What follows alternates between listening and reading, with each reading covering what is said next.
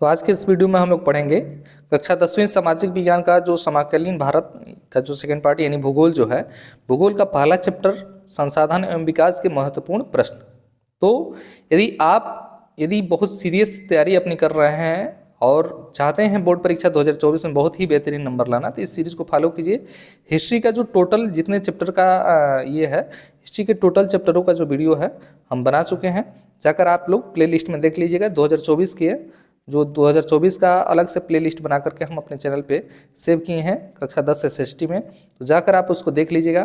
History का जो complete है पार्ट वो हो गया है, जितने महत्वपूर्ण प्रश्न हैं उसको हम वीडियो के माध्यम से आपको समझा चुके हैं। आज से हम लोग भूगोल की श्रृंखला शुरू करने जा रहे हैं। तो इसमें हम बहुविकल्पीय प्रश्न लेकर आए हैं आप लोग के सामने। तो इसमें 22 प्रश्न हैं जो बहुत ही महत्वपूर्ण है, इसको याद रखिएगा और ये बार बार पूछे जाने वाले प्रश्न हैं, ठीक है ना। इस वीडियो को ध्यान से देखिएगा, इससे ज़्यादा आपको पढ़ने की कोई ज़रूरत नहीं है।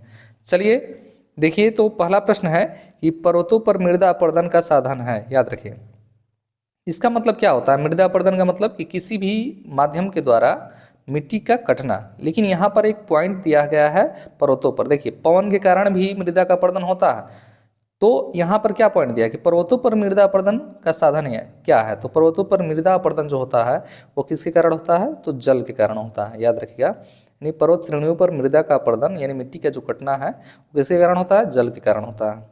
चलिए, उसके बाद सेकंड नंबर प्रश्न है कि लाल पीली मिट्टी पाई जाती है, कहाँ पाई जाती है। दक्कन के पठार में, मालवा प्रदेश में, ब्रह्मपुत्र घाटी में, थार के मरुस्थल में। तो याद रखिए, ये जो आप देख रहे हैं भारत का जो भाग देखते हैं, ये वाला जो त्रिभुजाकार जो प्रायद्वीपीय भारत है, तो ये पूरा जो है दक्कन ट्रैप कहा जाता है, आप लोग को मालूम होगा। इसके इस साइड में आपका हो गया पश्चिमी घाट, इस साइड में पूर्वी घाट, और ये जो बीच का इलाका देख रहे हैं ये दक्कन का पठार होता है। तो लाल मिट्टी कहाँ पाई जाती है, तो याद रखिए दक्कन के पठार में, ठीक है ना। चलिए चलते हैं अगले प्रश्न पे। तो अगला प्रश्न है भूमि एक संसाधन है, ये कैसा संसाधन है। तो ये तो बहुत आसान प्रश्न है। सौर ऊर्जा से निर्मित है कि मानव निर्मित है कि इनमें से कोई नहीं, जानते हैं आप लोग कौन सा सही होगा। तो इसमें राइट उत्तर होगा आपका ऑप्शन नंबर ए, यानी भूमि एक प्राकृतिक संसाधन है। आगे चलते हैं। उसके बाद अगला है प्रश्न कि निम्नलिखित में से एक मिट्टी का प्रकार नहीं है। यानी आपके सामने 4 विकल्प दिए गए हैं, काली मिट्टी, पीली मिट्टी, लेटराइट मिट्टी, सीमेंट मिट्टी। सीमेंट मिट्टी तो मिट्टी है नहीं, याद रखिए, सीमेंट मिट्टी कोई होती ही नहीं है। कमेंट बॉक्स में आप लोग बताइएगा कि भारतीय कृषि अनुसंधान संस्थान द्वारा भारत की मिट्टियों को कितने वर्गों में बांटा गया है, ठीक है ना। कमेंट बॉक्स में उत्तर जरूर बताइए आप लोग। चलिए, यदि आपको वीडियो पसंद आता है तो वीडियो को लाइक करिएगा जरूर। कमेंट में जो भी प्रश्न पूछे जा रहे हैं उनका जो उत्तर है जरूर बताइएगा आप लोग। चलिए, अगला प्रश्न है कि इनमें से किस राज्य में काली मृदा पाई जाती है। देखिए, जो राज्य यहाँ दिए गए हैं उनमें से पूछ रहा है, ठीक है ना। क्योंकि बहुत सारे आप पढ़े होंगे थ्योरी क्लास में, तो आपको बताया जाता है किन किन राज्यों में काली मृदा पाई जाती है, काली मिट्टी, जिसे रेगुर मिट्टी भी कहा जाता है, कपासी मिट्टी भी कहा जाता है। तो इस चीज़ को आप लोग याद रखिएगा। तो इसमें आपके सामने 4 विकल्प है, जम्मू कश्मीर, राजस्थान, महाराष्ट्र और झारखंड। तो सबसे ज़्यादा इन राज्यों में काली मृदा जो पाई जाती है वो पाई जाती है आपकी महाराष्ट्र में। याद रखिए, ऑप्शन नंबर सी जो होगा हमारा राइट उत्तर होगा। उसके बाद आगे चलते हैं। पृथ्वी सम्मेलन 1992 कहाँ आयोजित किया गया था। तो याद रखिए, इसका ऑप्शन नंबर होगा ए, यानी ब्राजील की जो राजधानी है रियो डी जेनेरो, वहीं पर रियो सम्मेलन भी कहा जाता है, इसे पृथ्वी सम्मेलन भी कहा जाता है। इसको याद रखिएगा। विश्व पर्यावरण दिवस कब मनाया जाता है। तो याद रखिए, विश्व पर्यावरण दिवस आपका मनाया जाता है 5 जून को।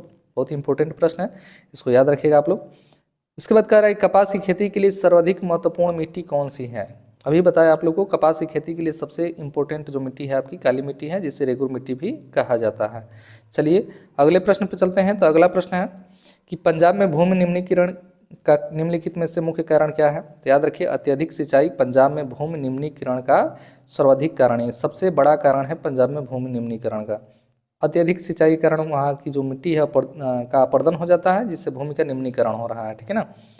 अगला प्रश्न है कि निम्नलिखित में से किस प्रांत में सीढ़ीदार यानी सोपानिक खेती की जाती है।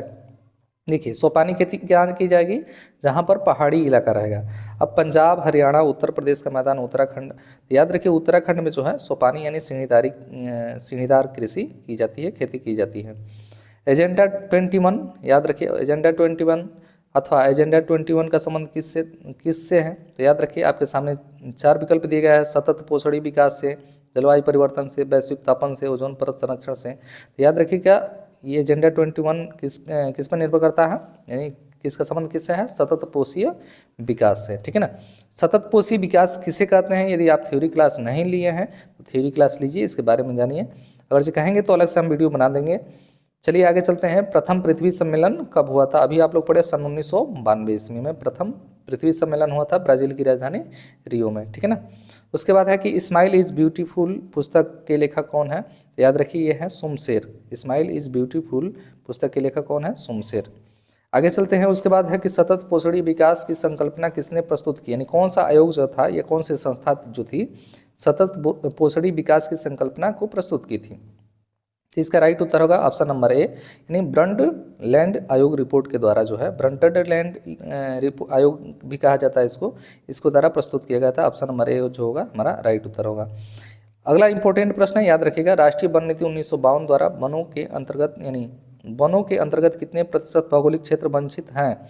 याद रखिए ये है आपका ऑप्शन नंबर सी, यानी 33 नंबर, यानी 33% जो है वन होना चाहिए प्रकृति को संतुलन में रखने के लिए। तो ये आपका ऐसा बताया गया है वन रिपोर्ट 1952 में। अगला प्रश्न है कि मिट्टी को रेगुर, यहाँ ब्लैंक यानी खाली स्थान है, अरे किस मिट्टी को रेगुर मिट्टी के नाम से भी जाना जाता है? अभी बताया आपको, काली मिट्टी को रेगुर मिट्टी के नाम से जाना जाता है। ये कई बार प्रश्न डिवीजन हो गया है। उसके बाद कह रहा है कि निम्नलिखित में से कौन सी मिट्टी की नमी धारण करने की क्षमता अधिक होती है? आप लोग को मालूम है काली मिट्टी की जो होती है नमी धारण करने की क्षमता अधिक होती है, और जब ये नमी धारण करती है और ये जब शुष्क होती है तो इसमें दरारें उत्पन्न हो जाती है, ठीक है ना। इसको याद रखिएगा आप लोग। चलिए, मृदा अपरदन के कारण होता है पवन, जल, वनों की कटाई, ये सभी। तो याद रखिए राइट उत्तर हो जाएगा हमारा ये सभी, यानी ऑप्शन नंबर डी जो होगा राइट उत्तर होगा। चलिए, उसके बाद अगला प्रश्न है कि भविष्य में क्या ऊर्जा का मुख्य स्रोत बन सकता है? देखिए, भविष्य की ऊर्जा का स्रोत आप लोग को मालूम है कार्बन डाइऑक्साइड नहीं होगा, मीथेन नहीं होगा, इनमें से कोई नहीं तो होगा नहीं। यानी भविष्य की ऊर्जा का स्रोत हाइड्रोजन को कहा जाता है, क्योंकि मालूम है कि पृथ्वी के लगभग जो है लगभग 1/3 भाग पर से 75% लगभग भाग पर जल है, और जल जानते हैं जल का सूत्र क्या होता है? H2O होता है। तो हाइड्रोजन बहुत ज़्यादा पर्याप्त है, इसलिए इसे भविष्य का ईंधन भी कहा जाता है। उसके बाद कह रहा है कि निम्नलिखित में से किसकी अधिक मात्रा जलोढ़ मृदा में पाई जाती है? याद रखिए फास्फोरस, पोटास, सोना, यानी आपके सामने 3 विकल्प दिया गया है, उस चौथा विकल्प है इनमें से कोई नहीं। याद रखिए जलोढ़ मृदा में पाया जाता है ह्यूमस। याद रखिए जलोढ़ मृदा में क्या पाया जाता है? तो ये पाया जाता है आपका ह्यूमस। ह्यूमस क्या होता है? ये सड़ा गला कार्बनिक पदार्थ होता है, इसको याद रखिएगा आप लोग। लेटराइट मिट्टी निम्नलिखित में से किस राज्य में पाई जाती है? तो याद रखिए लेटराइट मिट्टी जो है इनमें से महाराष्ट्र में, महाराष्ट्र में ऑप्शन नंबर सी जो होगा राइट उत्तर होगा, महाराष्ट्र में पाई जाती है। जो विकल्प दिया गया है इनमें से याद रखिएगा, इसकी बात कर रहा है, जो अभी विकल्प इसमें दिया गया है उनमें से पूछ रहा है। उसके बाद अंतिम प्रश्न है, यदि आप वीडियो यहाँ तक देखते हुए आ गए हैं तो आपसे रिक्वेस्ट है कि प्लीज़ चैनल को सब्सक्राइब कर लीजिएगा। वीडियो यदि पसंद आता है आपको तो लाइक ज़रूर कीजिएगा। चलिए चलते हैं अंतिम प्रश्न पे।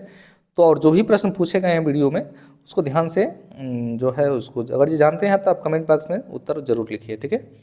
चलिए, तो अगला प्रश्न है और अंतिम प्रश्न है कि निम्नलिखित में से किस राज्य में लाल मिट्टियाँ पाई जाती है? तो ऑप्शन नंबर बी होगा हमारा राइट उत्तर, उड़ीसा, ठीक है ना। वीडियो पसंद आया तो लाइक करिएगा। देखते रहिए आप लोग का अपना channel study with Rakesh sir. धन्यवाद।